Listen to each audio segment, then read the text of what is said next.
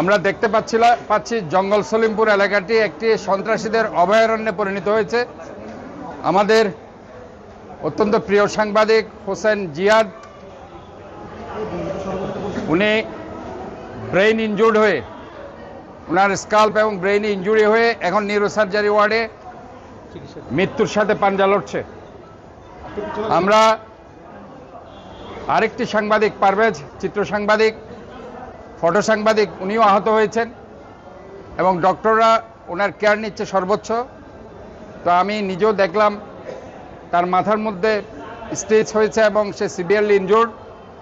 তা আমরা মনে করি ওইখানে যেসব সন্ত্রাসীদের নাম আসছে অবশ্য অনতিবিলম্বে সব সন্ত্রাসীদের আইনের আওতায় এনে সর্বোচ্চ শাস্তির বিধান তাদের বিরুদ্ধে করতে হবে এবং যেই তাদের পিছনে কাজ করবে অবশ্যই আমি তাদেরকে বলতে চাই, সন্ত্রাসীদের কোনো দল নেই, কোনো নাম নেই, কোনো ধর্ম নেই, কোনো বর্ণ নেই। সন্ত্রাসী তাদের বিরুদ্ধে তাদেরকে সর্বোচ্চ শাস্তির আওতায় সবাইকে আনতে হবে। এবং আমি সিটি কর্পোরেশন মেয়র হিসেবে স্পষ্ট বলতে চাই, আমরা একটা সেফ সিটির কথা বারবার বলছি, নিরাপদ নগরী। এখানে সন্ত্রাসীদের কোনো স্থান হতে পারে না।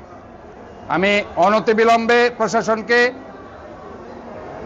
দাবি জানাচ্ছি তাদেরকে আইনের আওতায় এনে তাদেরকে গ্রেপ্তার করে সর্বোচ্চ শাস্তির বিধান তাদের বিরুদ্ধে করার জন্য।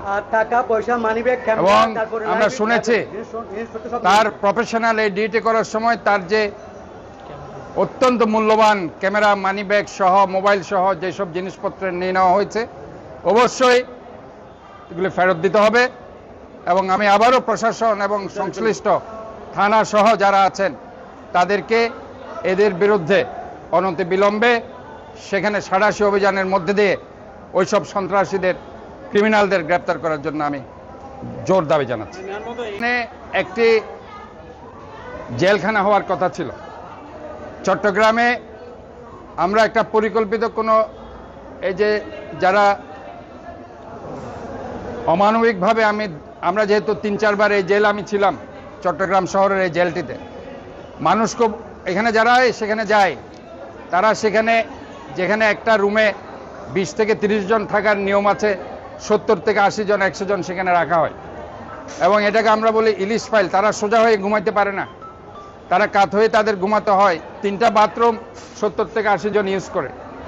যেভাবে কাশিমপুর কারাগারকে পরিকল্পিতভাবে বিএনপির সময় করা হয়েছে, আমরা মনে করি এই জঙ্গল সলিমপুর এলাকাটি যেটা কারাগারের জন্য সেখানে লোকেট করা হয়েছে, সেটা একটি পরিকল্পিত একটা কারাগার হওয়া উচিত বলে আমি মনে করি। এবং যারা এটার বিরুদ্ধাচরণ করছে, যারা যেসব সন্ত্রাসী, আমি অনেকের সন্ত্রাসীর নাম সেখানে শুনছি, প্রশাসন তাদের নাম জানে, তাদেরকে চিনে, আমি বলতে চাই অনতিবিলম্বে তাদেরকে গ্রেপ্তার করার জন্য।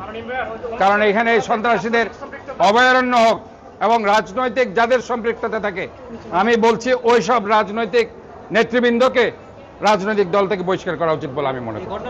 কোনো ধরনের কোনো আশ্রয় তাদেরকে দেওয়া যাবে না এইসব সন্ত্রাসীদের।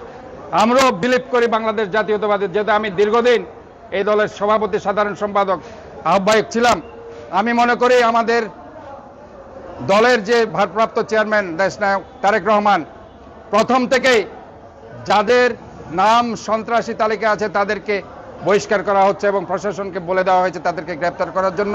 এখানেও যদি আমার দলের কোনো সংশ্লিষ্টতা কারো থাকে তাদেরকে বহিষ্কার করে তাদেরকে দল থেকে গ্রেপ্তার